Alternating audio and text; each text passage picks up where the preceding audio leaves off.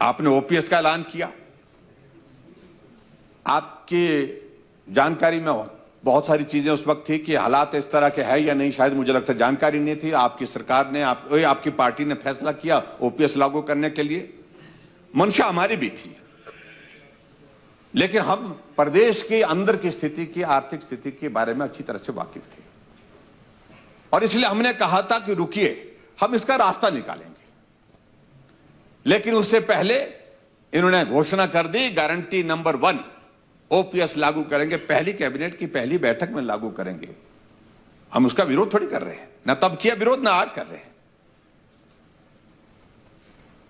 और इस बात को लेकर क्योंकि आपने सत्ता को हासिल करने के लिए सिर्फ वो की थी चीजें। ये 10 गारंटी आपने दी थी, ये पूरा करने के लिए नहीं, ये सिर्फ सत्ता को हासिल करने के लिए दी थी। और जिन बातों की, जिन गारंटियों की वजह से आपको सत्ता हासिल हो रही है, आप एक एक से अब मुकरते जा रहे हैं, एक एक को मुकरते जा रहे हैं अध्यक्ष महोदय। और मुख्यमंत्री जी बार बार कहते हैं कि हमारा 9,000 करोड़ रुपए केंद्र में पड़ा हो, दिल्ली में। कहां से पड़ा हुआ मुझे बताइए।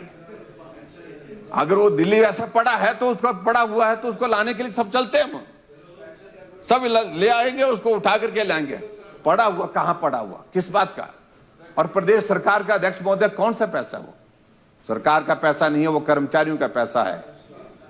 और जो कर्मचारियों का पैसा है वो आपका पैसा नहीं हो सकता है। वो उनके जो है पीएफआरडीए ने बड़ा स्पष्ट कर दिया इस बात को लेकर के, और स्पष्ट इस बात को किया कि जो पैसा जो हमारे एनपीएस के तहत जो कटा हुआ है वो हमारी कमिटमेंट है। हमने अपनी टर्म्स एंड कंडीशन के साथ उसकी इन्वेस्टमेंट की है।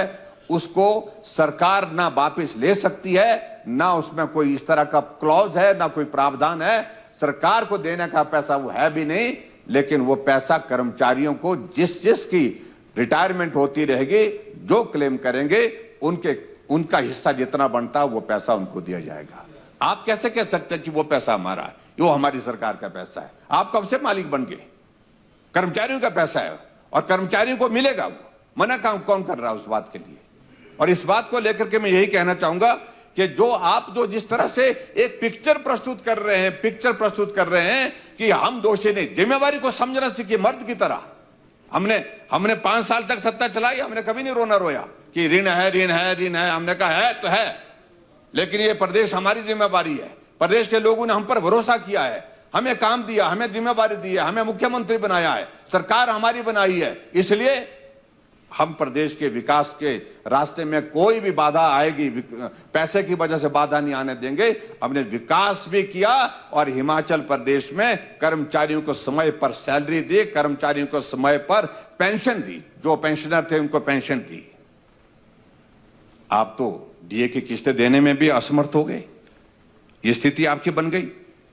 और डीए की किस्तें आप देने के लिए जो है, फिर भी उसके बावजूद जो भी कर्मचारी मिलते हैं, और कुछ आपके जो कर्मचारी जो आपको नेता टाइप बना रखे हैं नेता, और उनको हकीकत मालूम नहीं है, और जिस कारण से वो गीत गाते रहते हैं कि ये पैसा जो है वो हमारा दिल्ली से आना है, दिल्ली रखा हुआ है। उनको मैं बड़ा स्पष्ट कहना चाहता हूं कि वो पैसा आपका है, दो राय नहीं। उस पैसे को निश्चित रूप से आपको ही मिलना है, लेकिन वो पैसा तब मिलेगा जो नियम और इसके मुताबिक जो जिस तरह से व्यवस्था है उसके मुताबिक मिलेगा। ये प्रदेश सरकार का जो क्लेम जो है वो इस प्रकार से हो नहीं सकता है।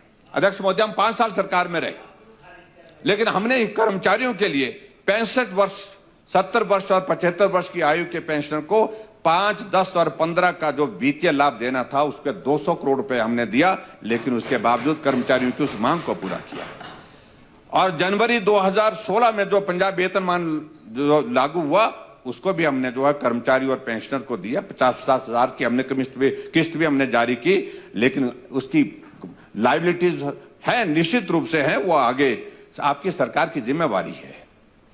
और मैं ये भी कहना चाहता हूं कि भारतीय जनता पार्टी की सरकार ने कर्मचारियों को जो कर्मचारी और पेंशनर को जो डीए था, समय समय पर हम देते रहे, कम करते रहे उस सारी चीज को लेकर, जितना भी लोड था उनकी मुताबिक उसको कम करते रहे, लेकिन उसके बावजूद देते रहे। ये भी हमारी सरकार ने किया है। हमारी सरकार ने जो कर्मचारी और पेंशनर का जो रिम्बर्समेंट का, जो मेडिकल रिम्बर्समेंट का जो पैसा होता था, वो पैसा भी हमने समय पर दिया। आपके समय में अभी एक पैसा उन लोगों को नहीं मिला। हमारी सरकार ने जेसीसी का भी गठन करके जो है कर्मचारियों की समस्याओं का समाधान करने की दृष्टि से कदम उठाए, लेकिन आपने अभी तक कुछ किया नहीं। 12% से ज्यादा जो है आपका जो डीए का जो डीए जो है एरियर के भुगतान जो है अभी तक जो है पेंडिंग है। आपने 10,000 से ज्यादा कर्मचारी जो है वो निकाल दिए, और इस तरह से जो आउटसोर्स पे लगे थे, आउटसोर्स कर्मचारियों, आप बोलते हैं कि हम समय पर सैलरी देते हैं। यहां पर आप अपने डिप्टी चीफ मिनिस्टर महोदय जी ने एचआरटीसी का जिक्र किया था। हमने कहा कि एचआरटीसी का बीच में एक दौर आया था, लेकिन संभालने की कोशिश की है। लेकिन अध्यक्ष महोदय, आज की तारीख में यह भी परिस्थिति है कि हिमाचल प्रदेश में जो हमारे आउटसोर्स में लगे हुए हमारे कर्मचारी हैं, उनके जो है अभी तक भी 6-6 महीने से उनकी सैलरी नहीं मिल पा रही है। इस बात का भी मुख्यमंत्री जी संज्ञान लिया, इसको स्वीकार करना पड़ेगा। हमारी प्रदेश की स्थिति जो आर्थिक दृष्टि से जो है वो संकट में है। फिर उसके बाद अध्यक्ष महोदय आगे बढ़कर के बात आती है प्री बजट कंसल्टेशन की जो एक मीटिंग होती है, उस मीटिंग में आपका जाना नहीं हुआ, आप गए नहीं उसमें, जबकि उसमें जाना था। शायद मेकल में इंडस्ट्री मिनिस्टर को भेजा था, किसी को भेजा था, शायद मेकल में। उसमें नीति आयोग की बैठक का आप बहिष्कार करते हैं। एक संवैधानिक, जब हम फेडरल स्ट्रक्चर में रहते हैं तो हमको इस बात को लेकर के भी मान करके चलना चाहिए। यह केंद्र सरकार भी हमारी सरकार है, यानी कि देश की सरकार है। उस सिस्टम में हमको स्वीकार करके चलना पड़ेगा कि हमको जो इस प्रकार के महत्वपूर्ण बैठकें होती, उन बैठकों में मुख्यमंत्री का, हम यानी कि प्रदेश का प्रतिनिधित्व भी वहां पर नहीं हो, आपकी बात का मतलब प्रदेश का हित रखने वाला कोई आदमी नहीं वहां पर पहुंचे, तो मुझे लगता है कि बहुत बड़ा जो है एक बहुत बड़ी कमी है। कमी क्या, बहुत बड़ा गलत काम हुआ है जो वर्तमान सरकार के दौरान हुआ है। आपने कभी फाइनेंस मिनिस्टर के साथ, मुझे नहीं लगता आज तक मुलाकात की होगी, बात की होगी हिमाचल प्रदेश के इसके संदर्भ में। अभी तक आपने बात नहीं की। अगर हम पीडीएनए के बात करें, पोस्ट डिजास्टर नीड असेसमेंट का अगर हम बात करें, आप पैसा मांग रहे हैं, लेकिन जो पैसा दिया गया है उसको आप खर्च नहीं कर पा रहे। 142 करोड़ रुपए आप जो है वो खर्च नहीं कर पाए, और उसका परिणाम क्या होगा, उसका फर्क ये पड़ेगा, उसका असर ये होगा कि अगली बार की जो आपके जो इंस्टॉलमेंट जो इसकी आएगी, उस पे उसका फर्क पड़ता है, उसमें कमी होगी। क्योंकि केंद्र बोलेगा जो पैसा आपको दिया था आपने उसको खर्च नहीं किया, लोगों के घर बह गए, लोगों की जिंदगी चले गए, उसके बावजूद भी जो पैसा उनके लिए आपने केंद्र सरकार से लिया था, यानी कि केंद्र सरकार ने जो पैसा दिया था उनकी मदद करने के लिए, उनका घर बनाने के लिए, उनका बाग बगीचा बह गया उसमें मदद करने के लिए, किसी की जिंदगी चले गई उनके लिए मदद करने के लिए दिया था, उसके बावजूद आपकी सरकार ने वो पैसा ही खर्च नहीं किया। और उसके बाद दोष आप नरेंद्र मोदी जी को दे रहे हैं, दोष आप भारतीय जनता पार्टी की केंद्र की सरकार को दे रहे हैं, दोष आप जयराम ठाकुर को दे रहे हैं। इससे अध्यक्ष महोदय इन सारी चीजों से नुकसान होता है। और आगे मैं ज्यादा सारे विषयों को लेकर के बोलूं, अध्यक्ष महोदय, डिजास्टर में लगभग 1800 करोड़ रुपए पिछले इसके दौरान हिमाचल प्रदेश को मिला है, लेकिन आज भी हिमाचल प्रदेश के जो हजारों लोग जिनके घर चले गए हैं, वो इंतजार कर रहे हैं कि जो आपने बात कही है, जो घोषणा की है, वो उस घोषणा के मुताबिक अभी तक वहां पर उनको मदद नहीं मिल पाई है, कोई पैसा नहीं मिल पाया है। 18,000 मकान हिमाचल प्रदेश को मिले, उसके लिए भी आप धन्यवाद नहीं करते हैं। 2700 करोड़ रुपए प्रधानमंत्री ग्राम सड़क योजना के अंतर्गत, हालांकि ये योजना है, स्कीम है, अलग है वो उसका, लेकिन मिला सही हिमाचल पूरे देश का पहला राज्य है जिसको सबसे पहले फेज 3 पीएमजीएसवाई का मिला है, जिसका भूमि पूजन जो है आदरणीय प्रधानमंत्री जी ने चुनाव के पहले, विधानसभा के चुनाव से पहले चंबा के चौगान में किया था। उसके बावजूद भी आप धन्यवाद नहीं करते हैं। हर जगह हिमाचल प्रदेश को मदद हुई है अध्यक्ष महोदय, मैं ये कह सकता हूं, लेकिन यहां भवानी पठानिया जी यहां पर अपने प्रस्ताव रख करके बाहर चले गए, कुछ सुझाव दे रहे थे, और वो सुझाव इस तरह का नहीं दे रहे थे कि जो आप जिस तरह से जो प्रदेश का ये सारा कर रहे हैं, यानी कि संचालन कर रहे हैं, नेतृत्व कर रहे हैं, और सारा पैसा सीपीएस आपने 6 बना दिए। जो हाँ जी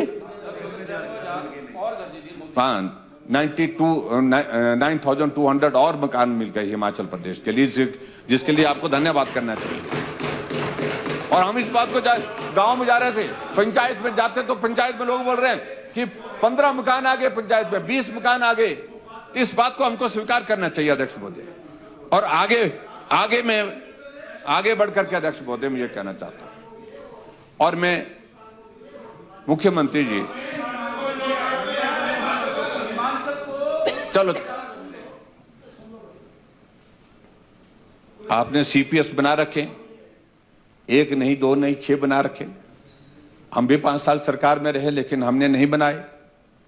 इसलिए नहीं बनाए कि भाई आर्थिक संकट और बढ़ेगा, और ज्यादा इसमें जो है वो बहुत ज्यादा इसका फाइनेंशियल इंप्लीकेशंस होंगी। अपने कैबिनेट दर्जे के साथ बना के रखे हैं। हाई कोर्ट में मामला चला है, मामला जो है वो जजमेंट के लिए रिजर्व है, लेकिन 6 करोड़ के लगभग उनके लिए, वकीलों के लिए, जो उनकी कुर्सी बचाने के लिए आपने खर्च कर दिया।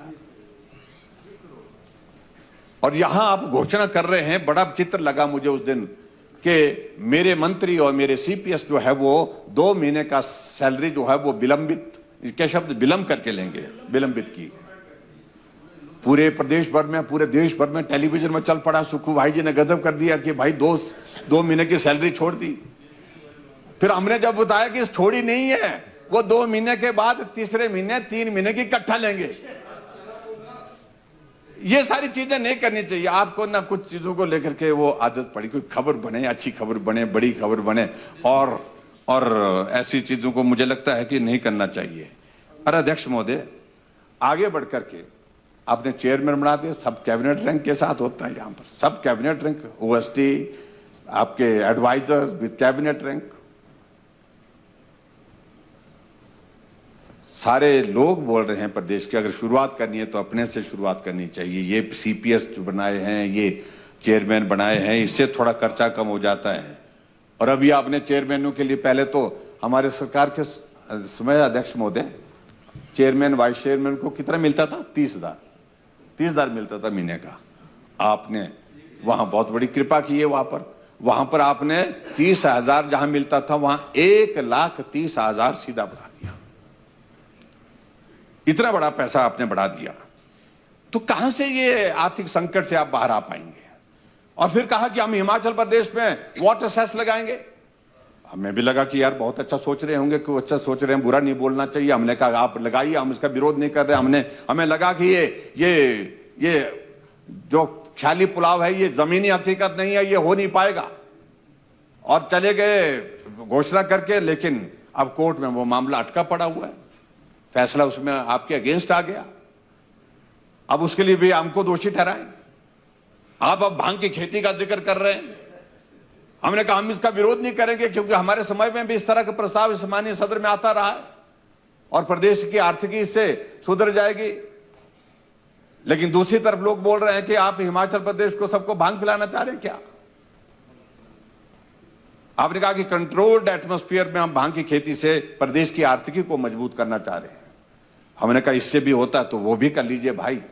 लेकिन चिंता का विषय बना अध्यक्ष महोदय हमारे लिए कि आखिरकार इस सारी चीज से जो ड्रग्स का प्रचलन पूरे प्रदेश भर में, पूरे देश दुनिया में चला है, हिमाचल भी अछूता नहीं है, उसमें क्या हम इस सारी चीज को रोक पाएंगे?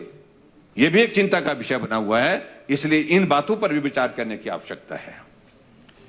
सीमेंट के रेट आपके जो है, हमारे विपक्ष के नेता यहीं से बोलते थे जहां मैं आज हूं खड़ा, और कहा कि पीली वक्त है, हिमाचल में सीमेंट की फैक्ट्री लगी है, इंडस्ट्री हिमाचल में लगी है, हिमाचल में सीमेंट जो है वो महंगा, पंजाब में सस्ता, हरियाणा में सस्ता। आज तो आपकी सरकार है भाईजान, ये सरकार क्या कर रही है? जितना हमारा 5 साल में सीमेंट की कीमत नहीं बढ़ी, उतनी 1 साल में बढ़ गई। 100 रुपए प्रति बैग से ज्यादा सीमेंट की कीमत बढ़ गई। 40 रुपए की इंक्रीज 1 महीने के अंदर हो गई। और इस सारी चीज का इससे क्या हो रहा है, इसमें किसको दोषी? देखिए अब ये देखिए, आप जब सरकार में नहीं थे तब बोलते थे कि जयराम दोषी है, और अब जो है वो जो इंडस्ट्री जिनके नाम है उनको दोषी ठहरा रहे हैं। आप बोलते थे कि सरकार कंट्रोल नहीं करना चाहती है, गरीब आदमी का घर बनना मुश्किल हो गया, तो आज क्या बोल रहे हैं आप? आज आप किस प्रकार से इस दौर से सारी चीजों को निकलेंगे? अध्यक्ष महोदय, पूरे प्रदेश में हमारी चिंता यह है, विकास कार्य पूरी तरह से ठप पड़े हुए हैं। बेरोजगारों को जो वादा आपने करके रखा है कि 5 लाख नौकरियां 5 साल में देंगे और 1 लाख नौकरियां 1 साल में देंगे, साल 2 बीतने जा रहे हैं और उसके बावजूद भी आपका सबऑर्डिनेट सिलेक्शन कमीशन हमीरपुर जो है अभी तक अपनी पांव पर खड़ा नहीं हो पाया है। उसको आपने बंद कर दिया था, उसके बाद दोबारा से आपने शुरू करने की बात तो कही है, लेकिन काम नहीं हो पाया है। लाखों बेरोजगार हिमाचल प्रदेश के नौकरी से महरूम हो गया कि उनकी नौकरी पाने की उम्र ही पार कर गई। ये सारी चीजों को लेकर के आपको जवाब देना होगा। इसलिए मैं अध्यक्ष महोदय माननीय मुख्यमंत्री जी से इस बात के लिए जरूर कहना चाहूंगा कि एक बात को लेकर के आप स्पष्ट करिए कि संकट है, आओ संकट का समाधान करने के लिए कुछ बातें करते हैं, समझ में आती है। लेकिन ये बार बार इस बात के लिए कि इसके लिए दोषी जयराम, इसके लिए दोषी नरेंद्र मोदी, इस संकट के लिए दोषी भारतीय जनता पार्टी, ये कहना बंद कर दें। और उसके बाद दूसरे आने वाले समय में जो संकट ये बढ़ता जा रहा है, मुझे लगता है कि जो दिक्कत आएगी, अभी तो आप थोड़ा दौर निकालेंगे, नया फाइनेंशियली आपका ईयर आपका शुरू होगा तो 6-6.5 हजार करोड़ रुपए की लोन की लिमिट आपकी फिर से होगी, उसमें थोड़ा सा और निकालेंगे, लेकिन बहुत ज्यादा वक्त जो है वो निकालने की स्थिति में नहीं हो पाएंगे। ये सैलरी का संकट बना रहेगा और ये पेंशन का संकट बना रहेगा। प्रदेश में विकास कार्य को ठप होने का संकट जो है लगातार बना रहेगा। आने वाले समय में हिमाचल प्रदेश जिस दौर में से गुजर रहा है वो हम सब के लिए चिंता का विषय है। मुख्यमंत्री जो कहते हैं कि हम 2027 तक हिमाचल प्रदेश जो है देश का सबसे समृद्ध राज्य बनेगा, ये कल्पना हम जब करते हैं तो हमें तो उस बात को समझ आज तक नहीं आया, न मुख्यमंत्री जी स्पष्ट कर पाए हैं। तो इसलिए मैं यही कहना चाहूंगा अध्यक्ष महोदय कि प्रदेश की वित्तीय स्थिति को लेकर के मुख्यमंत्री जी को स्पष्ट करना चाहिए। नियम 130 के अंतर्गत जो चर्चा यहां पर इस माननीय सदन में करने का आज जो हमको मौका मिला है, इसमें मुझे बोलने का अवसर दिया, उसके लिए आपका धन्यवाद। लेकिन ये विषय सही मायने में प्रदेश के लिए चिंता का विषय बना हुआ है और इस विषय पर तुरंत चर्चा होनी चाहिए थी। जहां हम सदन के इस सत्र के समापन के अवसर पर इस पर चर्चा कर रहे हैं, मुझे लगता है कि ये कमी छूटी है। अध्यक्ष महोदय, आपने समय दिया, आपका बहुत बहुत धन्यवाद।